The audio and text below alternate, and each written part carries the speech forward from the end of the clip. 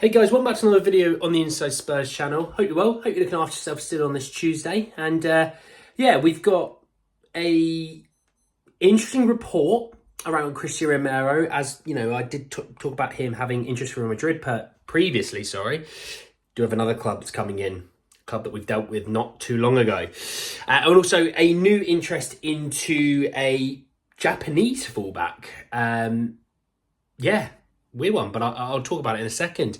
If you're new, subscribe and just share with your mates. Let's get a bit of a Tottenham community here. And let's jump in anyway. So let's talk Cristian Romero.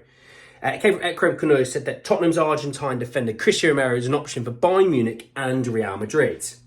So, I've talked about Real Madrid previously, but they don't really want to spend in January, so I'm not worried about that. Bayern Munich do want centre-halves. They went through this whole Jerome Boateng thing. They didn't sign him in the end. Came out to say they're interested in Rafa Varane, Cristian Romero, which is mental when they've got Matthias de Ligt, Kim Min-jae. I think they've got Daya Upamecano.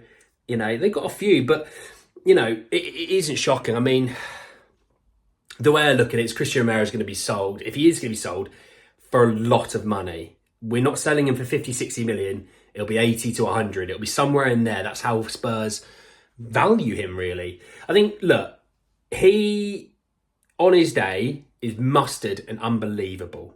Yes, he can be a bit rash, but that's also why a lot of Spurs fans love him.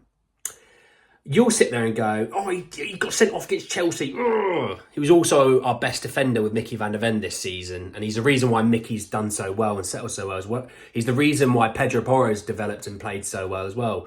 It's the reason why Vicario seems to be a really great keeper, is he's got two fantastic centre-halves in front of him. Romero is the leader of that defence. He is the guy that's made everyone gel. He's too important to move on from, okay? So if you are going to move on from him, bear in mind, he's in his mid-20s. We're not going to be selling him for cheap. He's going for 80 to 100 million, somewhere in that realm. If we spent 50, 60 on him, inflation's a thing. Development of a player that is a thing. He's going for way more than that.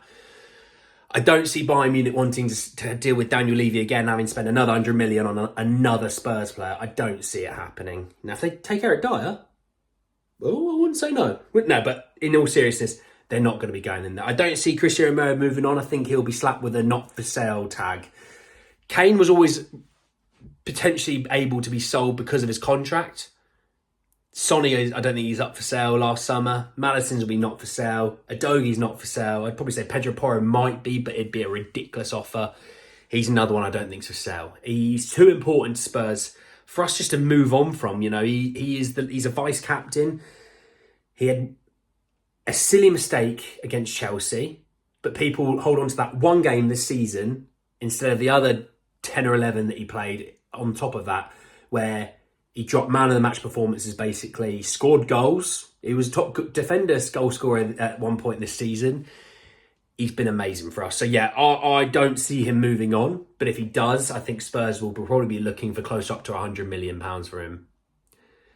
And I wouldn't want to sell him still for that money. Because you've got Mickey, you've got Cristian Romero, you've got Desti Udogie, you've got Pedro Porro, and you've got Vicario. I'm really happy with that starting five. Really happy. Just need some guys in behind them, probably in every single position there, that I'm like, yeah, there you go. There's a back five. There's the guys sitting in behind them. Happy days. Let's work to the rest of the team.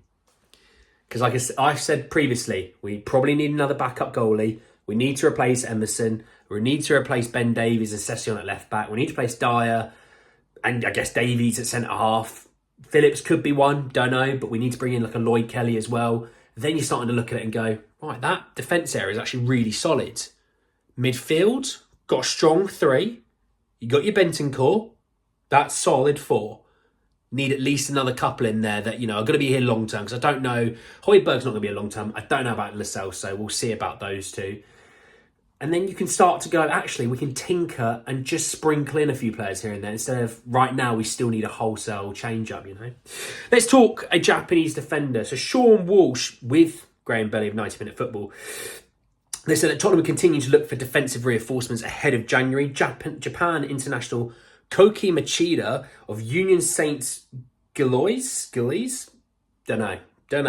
Emerging as a left field option after impressing Spurs scouts previously of interest to Brighton, which I think a lot of Spurs found when you had me at Brighton. Let's not think like that, okay? He's 26 and he'll be 26 at the start of the next season, okay? Born August 25th. He's played a lot of football this season for Union Saints, Gilloys. I'm going to go Gilloys or Gilloys, one of the two. I'm going to go with that. And look, we need left back. We do. We really do. The left back options we have aren't great. Other than obviously Destiny, which everyone here I think can agree, he's great. He's amazing. Need another one though, because the ones that are behind him, not cutting it. He would be cheap. I'm not going to lie. I was looking at him and I was thinking, ooh, I wonder what a transfer market valued him at. And I was thinking, oh, would it be 5, 10, 15, 20 million? Well, I looked and I think they valued him at about 3 million euros. So he's not going to be expensive. He's right up Daniel Levy Street. He's right up Enix Street on that front. But you know what? Let's not try and look at the value of a player. Let's look at him as a person and as a player and can he fit into the system? And if he can, I'm all for it. That's the way I'm going to look at it. And I really want to touch on this thing that came out today around the FA looking into the 2008 move for Jermaine Defoe, because supposedly Spurs, Defoe and Redknapp used an unlicensed agent and it's breaking FA rules.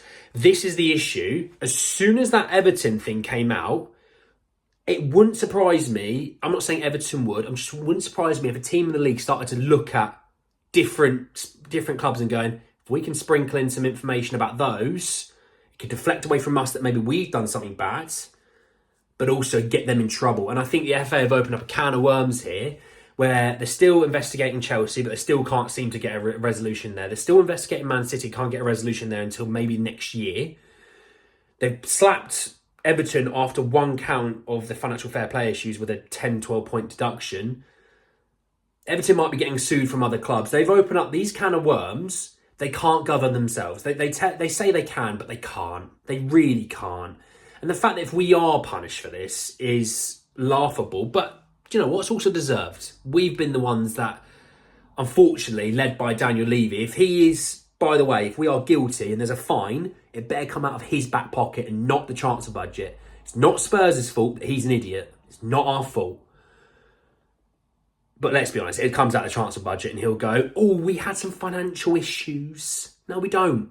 You're just an absolute moron.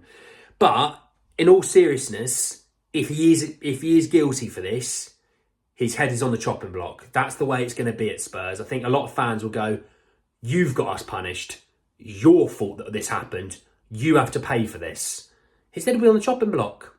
And it might creep the door back open for maybe new owners. I don't know, because everyone kept talking about, hey, his micromanagement is the reason Spurs never have any financial fair play issues. Everything's all ticked off. Everything's all great. Well, if we get punished for this, those reporters look absolutely stupid, really stupid. And also, he looks really stupid for his micromanagement, which, by the way, that micromanagement wasn't really needed in this situation. You just needed to use an actual agent. Things that you do every year, multiple times a year. It's something that should be really easy. But instead, you've used an unlicensed agent, which is against FA rules, which is just moronic, to say the least. I'm not going to go into it. We'll see what happens.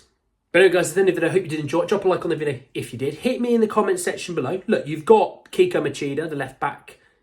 Something that tickles your fancy. Something that is serviceable and usable for the time going forward, leading into maybe the summer window where you get an actual replacement.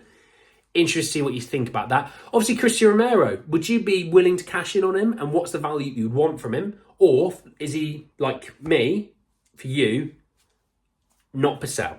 I'm interested to see what you think about that. Subscribe to the channel if you're new and hit the bell notification for more. But anyway, guys, at the end of the video, I'll see you all very, very soon. Take care, guys.